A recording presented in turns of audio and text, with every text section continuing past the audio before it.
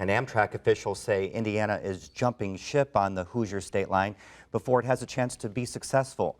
They point to Michigan as a state that's reaping the benefits of a long-term investment in rail. The state isn't losing money on its train service. In fact, it's making a small profit. But as Adam Pinsker reports, Michigan transportation officials view the line as something they need to provide to allow people to get from one place to another.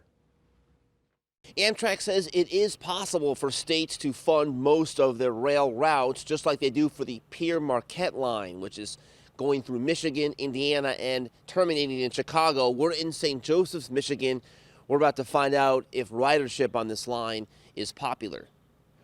Camelia Pesena's 2,000-mile trip to Truckee, California begins here in St. Joseph, Michigan. Right now we go to Chicago and change trains there. Pesena is among a couple dozen passengers boarding the Chicago-bound Pere Marquette. She lives just 15 minutes from the station, so taking the train is much more convenient than driving or flying from the nearest airport in South Bend, Indiana.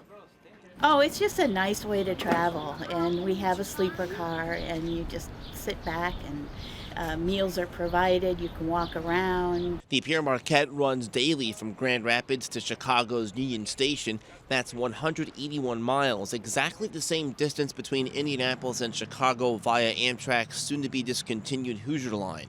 From there, passengers can connect to destinations all over the Midwest and beyond. We have the same seat size on the Hoosier State that you saw on the Pere Marquette, the same food service that on the Hoosier State that you saw on the Pere Marquette, and the same Wi-Fi. Under federal law, states must provide a majority of funding to Amtrak for lines shorter than 750 miles. The state of Michigan spent $4 million on the Pere Marquette line last fiscal year.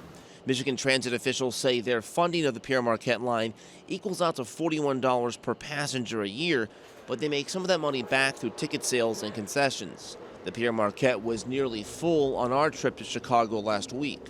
It's evident with the number of people that are on the train that a lot of people are using it to get to Chicago. So I hope it stays available and it's a reasonable travel price. And it isn't just vacationers. We found passengers who use the Pere Marquette line because driving simply isn't an option.